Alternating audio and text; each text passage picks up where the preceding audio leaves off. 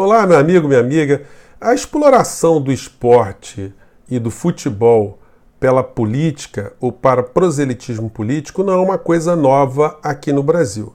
Já aconteceu em várias partes do mundo, mas nesse momento aqui no Brasil a gente está vendo também a mistura de esporte, futebol, interesses econômicos, interesses políticos, um grande embrulho que a gente vai tentar tirar alguns laços aqui para você entender o que está acontecendo, porque se você esperar os meios de comunicação abordarem isso aqui, vocês não verão. Muito obrigado a todos vocês que têm vindo aqui no portal. Eu não consegui gravar um programa ontem, que a garganta estava meio ruim, né?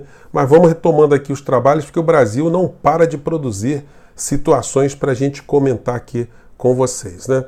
Então, nós tivemos na história da humanidade o esporte sendo utilizado de muitas formas. Aqui em 1936, Hitler quis fazer das Olimpíadas uma vitrine para difusão das suas ideias nazifascistas e de afirmação de uma suposta supremacia de uma raça contra outras raças. Aqui ele quebrou a cara porque Jesse Owens ganhou algumas competições olímpicas, né, atléticas, né, de atletismo, melhor dizendo, lá nessas Olimpíadas, e Hitler, o senhor Adolfo, teve que escutar o hino dos Estados Unidos da América diante do seu próprio povo. Bom, aqui no Brasil, não foi propriamente no Brasil, né? Nós tivemos essa cena aí que vocês devem ter visto em vários lugares, o governador do Rio de Janeiro se ajoelhando nos pés de Gabigol. Provavelmente ele queria tirar algum proveito político dessa história, se é que é possível alguém ver com algum tipo de positividade um governante se ajoelhar nos pés de um atleta. Político no mundo inteiro, quando vê alguma aglomeração, seja ela religiosa, seja uma parada gay, seja uma festa do peão boiadeiro, seja um evento que tenha muitas pessoas, o político quer tirar uma casquinha. O nosso presidente da República atual, ele não perde uma. Ele viaja e vai em grandes encontros evangélicos, daqui a pouco ele está em cima de um cavalo na festa do peão boiadeiro, daqui a pouco ele está com a camisa do Palmeiras, do Goiás, do Internacional, do Santos, do Flamengo. Ele não perde uma. Outro dia ele botou o ministro Moro com camisa do Flamengo debaixo de uma camisa com gravata. Foi um negócio meio bizarro, né? Então, como algumas pessoas não têm senso do ridículo, elas vão tentando sempre surfarem nessas ondas aqui. A novidade nesse momento está aqui no tipo de vinculação da política econômica de um governo ou de uma ideologia econômica com o esporte. O Jornal Globo, o insuspeito Jornal Globo, publicou no seu editorial esse tipo de situação aqui. Modelo vitorioso do Flamengo serve de exemplo para clubes brasileiros.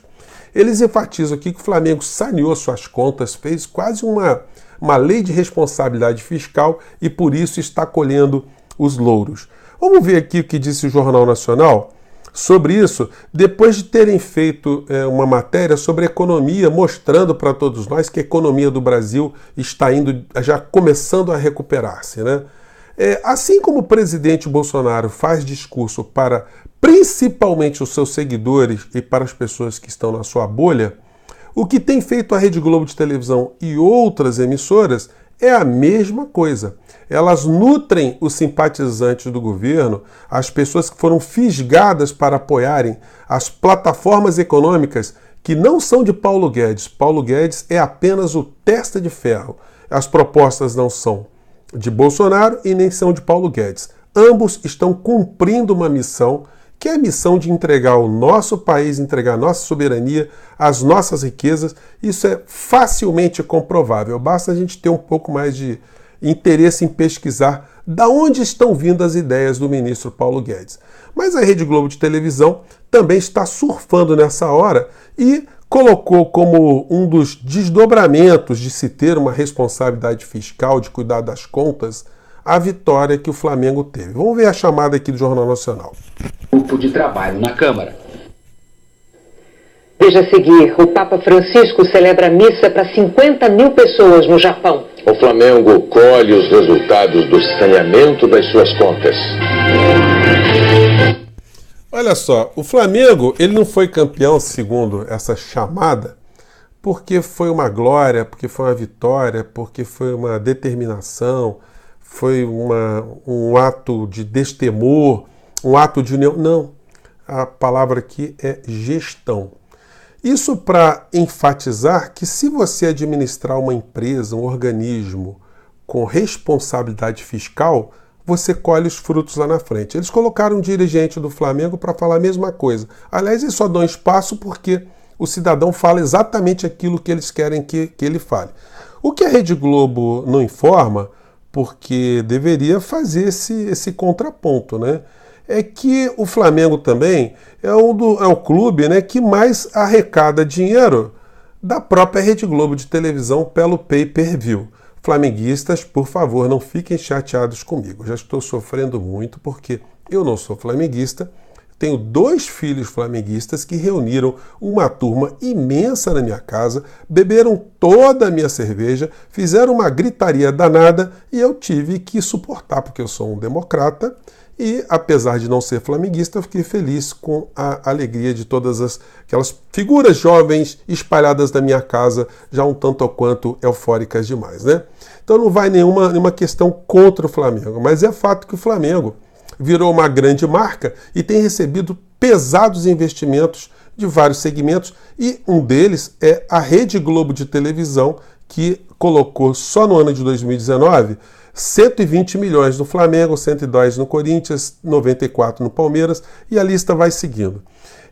Quem eu acho que deveria ser muito homenageado não são nem os dirigentes do Flamengo, não, mas os dirigentes do Fortaleza, Ceará, Chapecoense, Goiás, Avaí e CSA, porque eles receberam para cada clube 6 milhões de reais para o ano inteiro, ou seja, 1/20 do que recebeu o Flamengo. E esses caras conseguirem colocar o clube deles ainda numa faixa de classificação e até para disputar torneios internacionais, esses caras sim merecem o nosso total respeito e admiração. Vou mudar aqui de assunto, porque o ministro Guedes esteve lá nos Estados Unidos, de onde eu acho que ele nunca deveria ter saído, porque ele representa como ninguém os interesses dos Estados Unidos, das corporações americanas e dos grupos financeiros internacionais. Por que eu estou falando isso, gente? Só para enfatizar, vou colocar para vocês na descrição do vídeo que o FMI fez um relatório no dia 25 de maio de 2018, ou seja, 1 ano e meio exatamente atrás, depois de ter feito uma inspeção no Brasil, onde fez várias recomendações. Nem Bolsonaro estava viabilizado como candidato, como o futuro presidente, e muito menos Guedes seria o ministro da Fazenda naquele momento. Não havia esse tipo de perspectiva. Mas o FMI já tinha um receituário. Olha o receituário. Para que o Brasil tinha que combater os gastos com Previdência Social, fazer a reforma da Previdência, porque era crescente e insustentável, aumentar a idade de aposentadoria, a desvinculação do piso da aposentadoria do salário mínimo, e foi mexer na disparidade entre supostos salários mais altos dos servidores públicos com os do setor privado, manter a independência do Banco Central, a taxa de câmbio deveria continuar flexível, reformar o regime de emprego, recomendar também fazer reforma tributária, aumentar a privatização, promover a abertura comercial. Então, todas as plataformas do FMI estão sendo comandadas pelo ministro Paulo Guedes, que da cabeça dele não saiu nada. Da cabeça dele só sai a forma, né, de transmitir esses temas para a grande massa de pessoas que batem palmas para o ministro Guedes, mas não checam o que ele está falando e não checam que aquilo que ele está falando não vem da cabeça dele. Ou vocês imaginam que Paulo Guedes preparou as mesmas pautas que estão sendo colocadas no Chile, na Colômbia, na Bolívia,